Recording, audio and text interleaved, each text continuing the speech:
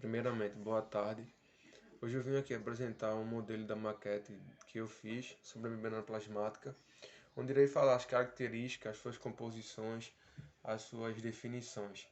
Para definir a membrana plasmática, a membrana plasmática é uma espessura fina, rugosa, onde ela envolve toda a célula e foi observada pelo microscópio eletrônico e viu-se que ela tem entre 6 e 9 nanômetros. Por ser uma estrutura semipermeável, a membrana plasmática permite a seleção de substâncias que entram e que saem nela. Como um exemplo, o transporte de seleção de substâncias, como já falei, entre ela escolher quem vai sair, quem vai entrar, a proteção também e a permeabilidade seletiva. É, é bom citar também algumas substâncias como oxigênio, carbono, nitrogênio. São substâncias pequenas que podem entrar dentro da membrana plasmática com facilidade. Ou seja, quando essas substâncias entram, automaticamente alguns resíduos eles são liberados, ou seja, eliminados, excretados pela membrana plasmática. Também queria citar um exemplo sobre a permeabilidade seletiva, onde o filtro ele facilita as substâncias pequenas entrarem e dificulta que as grandes, ou seja, grande porte, maiores, para não poder entrar dentro da membrana plasmática. Neste contexto, as características da membrana plasmática são a flexibilidade, a fluidez e o grande poder de regeneração. O modelo dessa estrutura, alguns pesquisadores, dois, eu me esqueci agora o nome deles, mas eles disseram que a membrana plasmática é nada mais do que um mosaico fluido, porque ele viu as duas bicamadas que são feitas por ela e, e isso faz com que ele entenda que as duplas camadas estão nessa estrutura. Então, a composição também da membrana plasmática é feita por lipoproteicas, ou seja, é feita por proteínas e lipídios. A estrutura dela, mais ou menos assim, a parte da cabeça dela é chamada polar e a parte mais embaixo, que é a cauda, é chamada apolar. Que diferença é essa? A diferença é que a parte polar ela faz com que as águas se distribuem sobre ela, que é chamada hidrofílica. Já a parte apolar, que é chamada de hidrofóbica.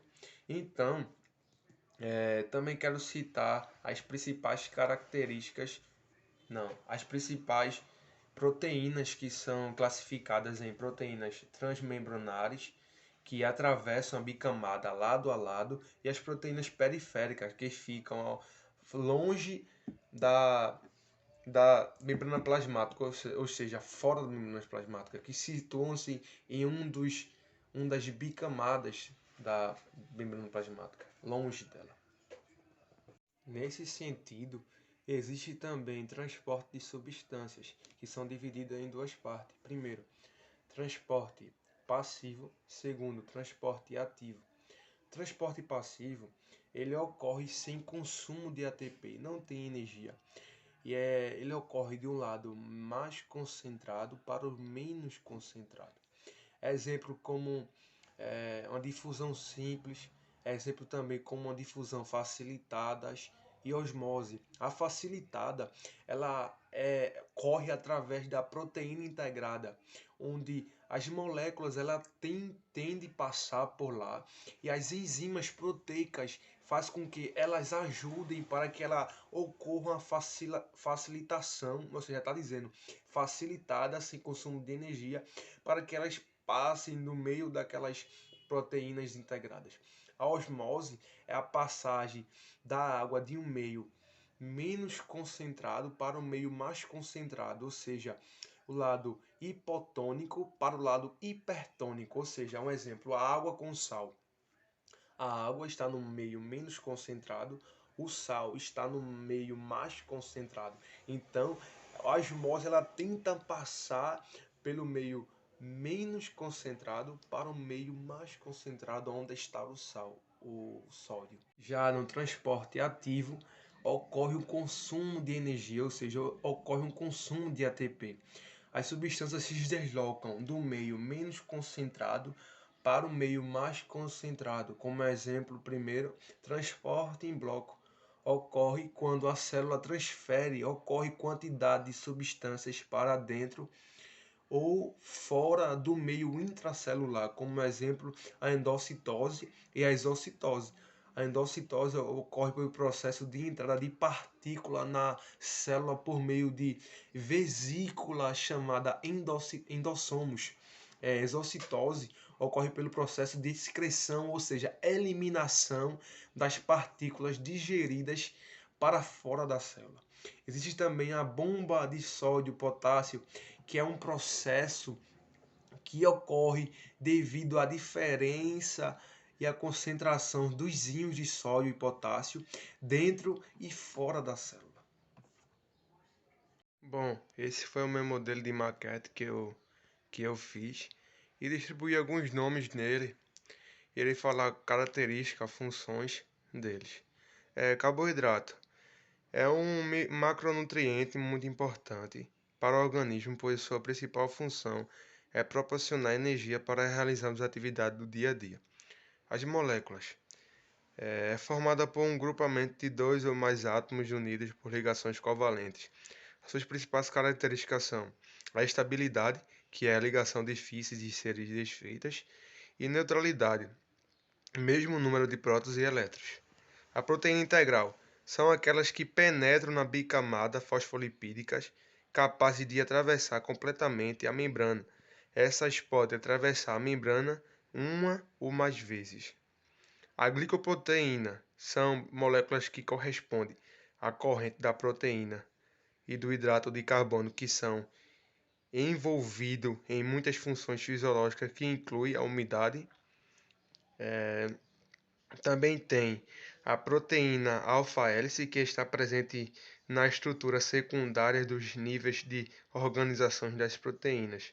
Os colesteróis, é muito importante também citar ele, porque ele é um do composto gorduroso utilizado para a produção das membranas celulares de alguns hormônios. Os colesteróis também, ele é bom, ele serve também como sustentação para a membrana celular.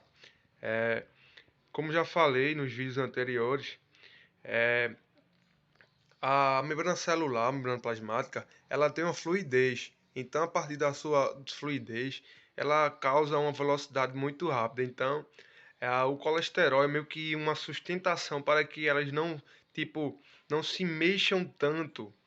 É tipo uma sustentação. Também tem os fosfolipídios. Os fosfolipídios possuem uma estrutura longa e complexa. Eles são lipídios associados às moléculas e fosfato. A sua principal função é manter a estrutura da membrana plasmática. A proteína glandular são proteínas que têm um maior ou menor grau de solubilidade em solução aquosa. Foram soluções coloridas. O glicotepídeos, que são lipídios antifáticos, contendo porção hidrofílica, geralmente referida como grupo cabeça polar, PHG, que é Polar Hell Group, que é composta por unidades de carboidrato, de onde origina seu nome, que é prefixo glico, faz menção à presença de carboidratos. Então, foi esse o meu trabalho e tenham uma boa tarde.